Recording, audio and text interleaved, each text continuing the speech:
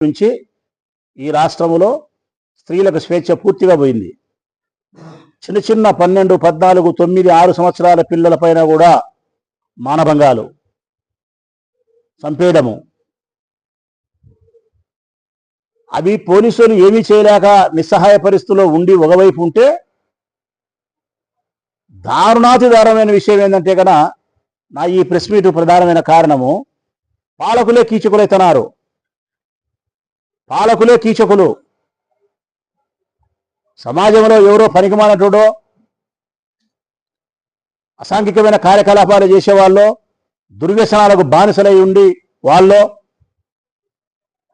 మహిళల పట్ల అసభ్యకరంగా ప్రవర్తించినారంటే అది ఒక రకం. ఈ రాష్ట్రాన్ని పాలించే పాలకులే, ఎమ్మెల్యేలే, మంత్రులే వాళ్ళ ఇష్టానుసారం మహిళల పట్ల అసభ్యకరమైనటువంటి ప్రవర్తనను పూర్తి స్థాయిలో ప్రవర్తిస్తున్నారు. మనం రోజు ఒక వీడియోనో ఒక ఆడియోనో వింటున్నాం, పత్రికల్లో చదువుతున్నాం.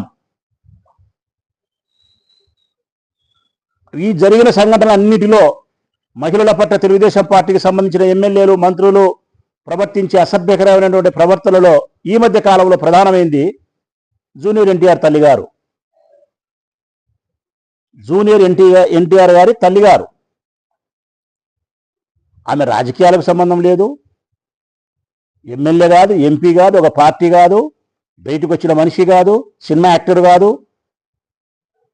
పోనీ జూనియర్ ఎన్టీఆర్ ఏమైనా రాజకీయాలలో ప్రముఖ పాత్ర పోషిస్తున్నాడంటే అది కాదు. ఏదైనా ప్రముఖ పాత్ర పోషించినాడు, ఎప్పుడైనా ఏదైనా మేలు చేసినాడంటే తెలుగుదేశం పార్టీకి మేలు చేసింటాడు, ఎంతో కొంత మాకే ఇబ్బంది జరిగి ఉంటుంది, వైఎస్ఆర్ కాంగ్రెస్ పార్టీకే. అట్లాంటి మర్యాదస్తుడైనటువంటి ఒక సినిమా యాక్టర్ వాళ్ళ అమ్మగారిని పట్టుకొని తెలుగుదేశం పార్టీకి సంబంధించిన ఒక ఎమ్మెల్యే, అనంతపురానికి సంబంధించినటువంటి దగ్గుపాటి ప్రసాద్ అనే ఒక ఎమ్మెల్యే ఎంత అసభ్యకరంగా మాట్లాడినాడు. సెల్ ఫోన్లో అందరం విన్నాం, రాష్ట్రమంతా వినింది, దేశమంతా వినింది.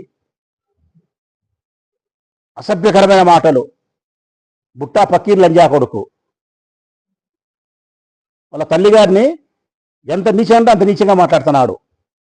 అసలు ఆయనను అంత నీచంగా మాట్లాడాల్సిన అవసరము, అంత బూతు పదాలతో మాట్లాడాల్సిన అవసరము ఏమొచ్చింది ఆయనకు? ఏం సంబంధం ఉంది? నీకు జూనియర్ ఎన్టీఆర్కు వ్యక్తిగతమైనటువంటి పగలు ఏమైనా ఉన్నాయా? వ్యాపార లావాదేవీలు ఏమైనా ఉన్నాయా? నువ్వేమైనా సినిమా యాక్టర్వా? రాజకీయ పార్టీ నాయకుడు ఆయన ఏమన్నా? ఏమీ లేవు. మరి ఎవరి కోసం నువ్వు జూనియర్ ఎన్టీఆర్ వాళ్ళమ్మను దూషిస్తున్నావు? నువ్వు జూనియర్ ఎన్టీఆర్ని తిడుతున్నావు? ఎవరిని సంతోషపెట్టేదానికోసం, ఎవరి కళ్ళల్లో నువ్వు సంతోషం చూడాలనుకుంటున్నావు? అనంతపురం ఎమ్మెల్యే స్వామి భక్తి, లోకేష్ పట్ల విపరీతమైనటువంటి స్వామి భక్తి కలిగిన ఆ ఎమ్మెల్యే లోకేష్ను సంతృప్తి పరిచేదాని కోసం జూనియర్ ఎన్టీఆర్ను దూషించడం, వాళ్ళ అమ్మను ఎక్కంటే అట్లా నీచంగా మాట్లాడడం, దీన్ని పూర్తిగా వ్యక్తిగతంగా నేను ఒక మనిషిగా, ఒక తల్లికి జన్మించినటువంటి ఒక బిడ్డగా దీన్ని వ్యతిరేకిస్తానా, ఖండిస్తానా, బాధపడతా ఉన్నా. మేము ఈరోజు ఏదో రాజకీయాల కోసం మాట్లాడతాం అనుకుంటే పొరపాటు ప్రజలారా. ఆ రోజు చంద్రబాబు నాయుడు బాధపడినప్పుడు కూడా ఇదే ప్లేస్లో నుంచి స్టేట్మెంట్ ఇచ్చినా. భువనేశ్వరమ్మకు అవమానం జరిగిందని చెప్పి చంద్రబాబు నాయుడు గారు విలపించినప్పుడు ఇక్కడి నుంచి నేను ప్రకటన చేసిన. ఏ పార్టీకి సంబంధించిన వారైనా, ఎవరైనా తెలిసి కానీ తెలియక కానీ నిన్ను బాధపెట్టి అవమానపరిచింటే తల్లి పెద్ద హృదయంతో క్షమించు, మా కళ్ళ నీళ్లతో నీ పాదాలు కడిగి క్షమించమని కోరుతున్నాం పశ్చాత్తాపంతో అని చెప్పి ఆ రోజు భువనేశ్వరమ్మను కోరినాం. మరి ఆ రోజు చంద్రబాబు నాయుడు మాకు వ్యతిరేకం కాదా? ఈరోజు వ్యతిరేకం కాదా? ఆ రోజైనా ఈ రోజైనా రాజకీయంగా చంద్రబాబు నాయుడు మాకు వ్యతిరేకమే. కానీ ఇక్కడ చంద్రబాబు నాయుడుతో కాదు మాకు పని.